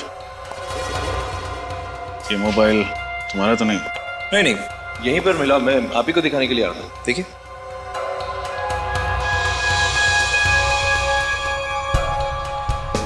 ये तो स्मृति का मोबाइल लगता है। हाँ सर, जब स्मृति हमें उस राकेश का वीडियो मोबाइल में दिखा रही थी तब मैंने गौर किया था, यही की चेन उसके मोबाइल में लगा हुआ था। सर ये मोबाइल टूटा कैसे? सर यहाँ पर ये खून भी है। सर अगर ये मोबाइल स्मृति का है तो इसका मतलब वो यहाँ जरूर आई थी और यहाँ कुछ ऐसा हुआ है जिसकी वजह से उसका मोबाइल नीचे गिरकर टूट गया और उसे चोट लगी। यहाँ राकेश और विशाल के बीच में जो कुछ भी हुआ वो तो हमें उन दोनों से पता चली जाएगा। एक काम करो, आसपास के क्लिनिक से पता लगाओ। अगर स्मृति किसी भी क्लिनिक में नहीं गई थी तो मदद के लिए डांस अकेडमी जरूर गई होगी। सारे क्लिनिक्स और हॉस्पिटल में पता लगा स्मृति का? हाँ सर, स्मृति कहीं पे भी नहीं गई थी। एक मिनट,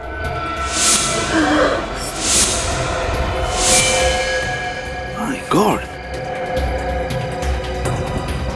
स्मृति, इसे तो गोली लगी है। हाँ, देखो घबराओ मत, हम लोग सीआईडी से। पंकज जल्दी से एम्बुलेंस बुलाओ। क्या? हाँ बताओ। रिकॉर्डिंग। स्मृति, स्मृति। सर एम्बुलेंस आती होगी। कोई फायदा नहीं पंकज, स्मृति मर चुकी है। स्मृति तो मर चुकी, और मरने से पहले कोई बताने की कोशिश कर रही थी। वो कह रही थी फोन रिकॉर्डिंग वीडियो। जरूर स्मृति ने उस मोबाइल फोन में रिकॉर्डिंग करके रखी है जो कुछ भी हुआ है उस बंगले में। स्मृति का फोन भी तो हमें उस बंगले में से मिला था। काम करो, वो फोन साळुंखे के पास भेज दो और उससे कहो कि किसी भी हालत में वो फोन हो हमें रिपेयर करके चाहिए, क्योंकि उसमें स्मृति ने रिकॉर्डिंग करके रखी है जो कुछ भी उस बंगले में हुआ है। ये स्मृति का मोबाइल फोन डॉक्टर साळुंखे के पास भेज दिया? जी सर, वो मोबाइल ठीक करके लाते होंगे सालून के सर। बंदे का नाम लिया आप लोगों ने और बंदा आप लोगों के सामने हाजिर। फोन लाया? वो ठीक हो रहा है, हो जाएगा, ठीक हो जाएगा। तो फिर क्यों आया? अभी मैं तुम्हें यहाँ पर एक खास बात बताने आऊँ, ऐसी बात जिसे तुम सुनोगे तो हिल जाओ। ऐसी कौन सी खबर देने वाला है तू? एक बात बताओ, तुम्हारी गन इस वक्त तुम्हारे पास है? और किसके पास होगी? हाँ मतलब तुम्हारे पास है। तो एक काम करो, अपनी गन निकालो और उसमें से एक गोली हवा में फायर करो। और पंकज तुम अपने कान और आंख बंद करो, प्लीज फायर करो। तेरी तबीयत ठीक है?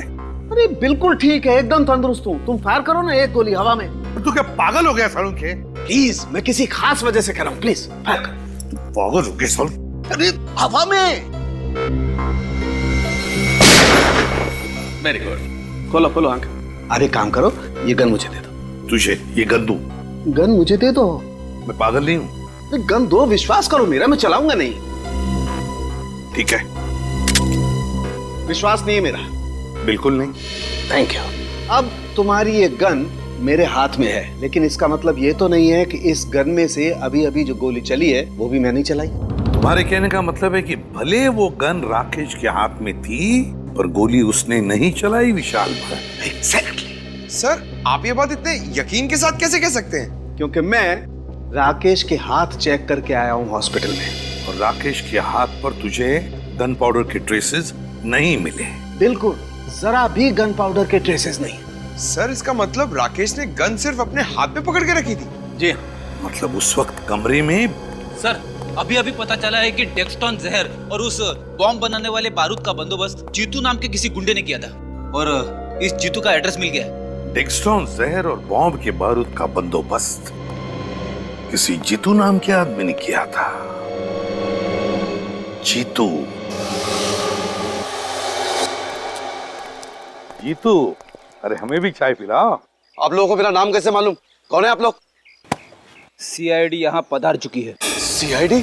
हाँ सीआईडी। दो मासूम लोगों की जानें लेकर यहाँ पर चाय पी रहा है। हाँ? ये आप लोग किस बारे में बात कर रहे हैं? मेरी तो कुछ समझ में नहीं आ रहा है। चुप! इस बारे में बात कर रहे हैं हम लोग। अब याद आया कुछ? हाँ सर, पैसों की बहुत सख्त जरूरत थी सर, इसलिए मैं गुड्डू की बातों में आ गया। गुड्डू? गुड्डू कौन है? वो राणा का छोटा भाई है सर। राणा? अब ये राणा कौन है? कहीं वही राणा तो नहीं जो पैसे लेकर लोगों के खून करता था और जिसे 10 साल पहले हमने उसे किए की सजा दी थी? हाँ सर। मतलब सर ये गुड्डू अपने भाई राणा की मौत का बदला ले रहा है हमसे? ये क्या है सर? दिन ब दिन लोगों की संख्या बढ़ती जा रही है इस केस में। ये गुड्डू करता क्या है? वो सर राणा के जैसा बिल्कुल नहीं है, बहुत ही समझदार और पढ़ा लिखा है और आजकल तो वो गुडलुक बिल्डर में पार्टनर बन गया है। क्या गुड्डू पार्टनर है? हाँ सर। मगर सर गुडलुक बिल्डर्स के तो 4 पार्टनर है, उदय, दीपक, विशाल और राकेश। तो फिर ये गुड्डू कहाँ से आ गया? 5वां पार्टनर? ये गुड्डू रहता कहाँ है? कहाँ रहता ये?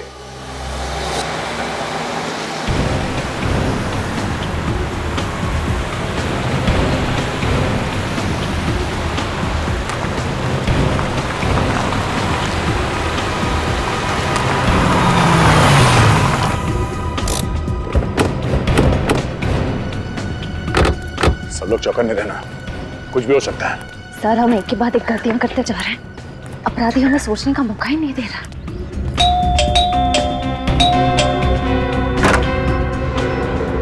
दरवाजा खुला?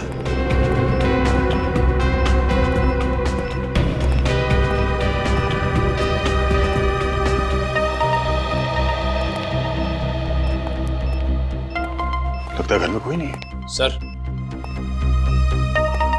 शायद यही राणा है। हाँ, यही है वो राणा जो अपने जमाने में बहुत ही पहुंचा हुआ अपराधी था।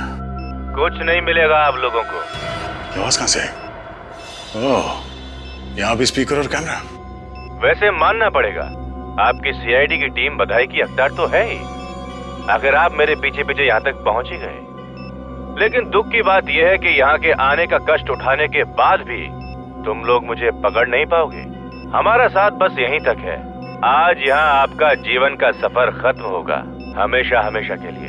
वो क्या है ना कि मेरी एक बहुत बुरी आदत है सीआईडी से हमेशा एक कदम आगे रहने की। इससे पहले कि तुम यहाँ पर पहुंचो मैंने यहाँ पर जाल बिछा दिया था। तुम लोगों ने जैसे ही दरवाजा खोला बॉम्ब का टाइमर शुरू हो गया अब सांस लेने के लिए बचे हैं तुम्हारे पास 5 सेकंड। अलविदा सीआईडी, अलविदा। श्रेया, निखिल, पंकज, भागो यहाँ से।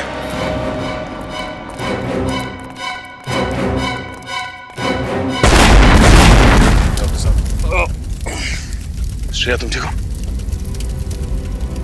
निखिल, पंकज, ओके?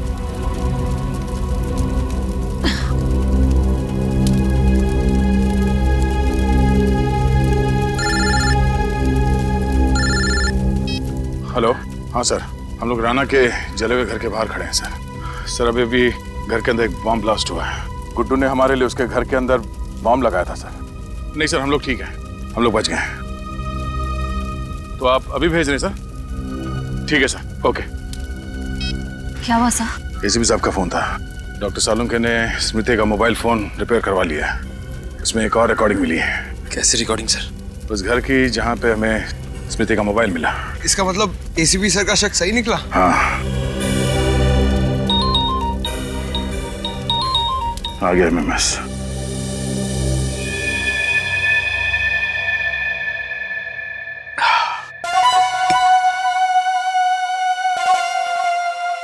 राणा भैया, आज आपके भाई गुड्डू ने आपकी मौत का बदला ले ही लिया। सीआईडी को घुटने टेकने पर मजबूर कर ही दिया। मजबूर हम नहीं, तुम हो गए मिस्टर विशाल उर्फ गुड्डू। सीआईडी को मजबूर करने वाले थे घुटने टेकने के लिए। अब तुम हमारे सामने घुटने टेकोगे। इस पानी में क्या मिलाया आप लोगों ने? पानी? उसमें थोड़ा सा एक खास जहर मिला दिया था जो डॉक्टर सालुंके ने हमें दिया। कौन डॉक्टर सालुंके? हमारे डॉक्टर सालुंके। उन्होंने कहा कि जिस तरह से विशाल ने अपने साथियों को डरा डरा के मारा है, उसी तरह ये जहर उसके पानी में डाल दो और फिर मौत का खौफ उसके चेहरे पे देखो, और हो सके तो उसे रिकॉर्ड भी कर लेना। पंकज, तैयार हो? हाँ सर। तो रिकॉर्ड कर लो इनके आखिरी पल। ये क्या कर रहे हैं आप? देखिए, मैं इतनी जल्दी मरना नहीं चाहता हूँ। बहुत खेल खेला है तुमने, इतनी जल्दी थोड़ी मरोगे। मैं अभी तुम्हारे पास 3-4 घंटे, खेलो। इसलिए अगर तुम्हें कुछ कहना है या कुछ पूछना है तो अभी पूछ लो। आप लोगों को कैसे पता चला कि ये सारी प्लानिंग मैंने की थी? दोस्त तो राकेश के हाथ में थी। हाँ, हमें भी पहले यही लगा, मगर अपराधी कितना भी शातिर क्यों ना हो, कोई ना कोई सुराग जरूर छोड़ देता है। उस स्मृति ने जो रिकॉर्ड किया था फोन पे, उसने तुम्हारा भांडा फोड़ दिया। स्मृति? ये देखो, देख देख स्मृति ने अपने मोबाइल पे क्या रिकॉर्ड किया था। क्या बात है विशाल, तुमने मुझे यहाँ क्यों बुलाया? तुम्हें सुरक्षित रखने के लिए। वो क्या है ना कि उदय और दीपक तो अब रहे नहीं, तो मुझे तुम्हारी फिक्र हो रही थी। मुझे माफ करना दोस्त, अब मुझे विश्वास हुआ कि तुम मेरे सच्चे दोस्त हो और हमेशा रहोगे। राकेश, वो दिन भूल गए जब तुम शेखर के साथ मिलकर मुझे डराते थे, धमकाते थे, और आज इतना भावुक हो रहे हो। अबे बेवकूफ, शेखर कभी तुम्हारा दोस्त था ही। उसका दोस्त सिर्फ पैसा है, पैसा। उसने मुझसे प्रोजेक्ट में हिस्सा मांगा और मैंने उसे हिस्सा देने का वादा भी किया था। जो कल तक तुम्हारा दोस्त था वो मेरा दोस्त है। ये तुमने सही नहीं किया है। और जो तुमने मेरे साथ किया वो सही था क्या? शेखर के साथ मिलकर मुझे डराते थे ना। और वैसे भी सीआईडी को तो शक है ही कि उदय और दीपक का कत्ल तुमने किया है। विशाल, क्या कर रहे हो तुम? मैं तुम्हारा दोस्त हूँ। चुपचाप खड़े रहो, ज्यादा चालाकी करने की कोशिश मत करना। सीआईडी? मैं विशाल बोल रहा हूँ। राकेश ने मुझे कैद करके रखा हुआ है। आप प्लीज मुझे बचा लीजिए सर, प्लीज सर। अब सीआईडी यहाँ पहुंचती ही होगी राकेश को पकड़ने के लिए। विशाल, तुम ऐसा क्यों कर रहे हो? अपने हक के लिए। और वैसे भी सीआईडी से मुझे बहुत पुराना हिसाब चुकता करना है। स्मृति, तुम बेवकूफ औरत, बड़ी डिटेक्टिव बनती थी। 1000 बार मैंने मना किया कि मेरा पीछा मत करो, लेकिन मानी नहीं। उस दिन मुझे बहुत गुस्सा आया और मैंने उसे गोली मार दी। वो भाग गई वहां से। मैंने उसका पीछा नहीं किया, ये सोचकर कि घर या अस्पताल तक पहुंचते पहुंचते रास्ते में ही दम तोड़ देगी वो अपना। यही गलती कर दी मैंने। मैं ये भूल गया था कि उसने मेरी और राकेश की बातें रिकॉर्ड कर ली अपने मोबाइल में। लेकिन ये मोबाइल तो टूट गया था, फिर आप लोगों को ये रिकॉर्डिंग मिली कैसे? हमारे डॉक्टर साहब, जिनका नाम डॉक्टर सालुंके है, वो तो मुर्दों से सच उगलवा लेते हैं कि मोबाइल क्या चीज है। तूने एक नहीं अनेक गलतियां की हैं, समझे? सर प्लीज मुझे माफ कर दीजिए। सर प्लीज मुझे बचा लीजिए। सर मैं मरना नहीं चाहता हूँ। सर प्लीज मुझे बचा लीजिए। सर मरना नहीं चाहते? निश्चिंत रहो, तुम्हारे पानी में जहर नहीं था, सिर्फ केमिकल था, जिससे तुम्हारे गले में खराश होगी, थोड़ी खांसी होगी। शहद ले लेना, ठीक हो जाओगे। और ठीक तो होना ही है तुम्हें, ताकि कानून तुम्हें तुम्हारे गुनाहों की सजा दे सके। सजाए मौत। इस तरह के और भी एपिसोड देखने के लिए हमारे चैनल को सब्सक्राइब करें और बेल आइकन दबाना ना भूलें।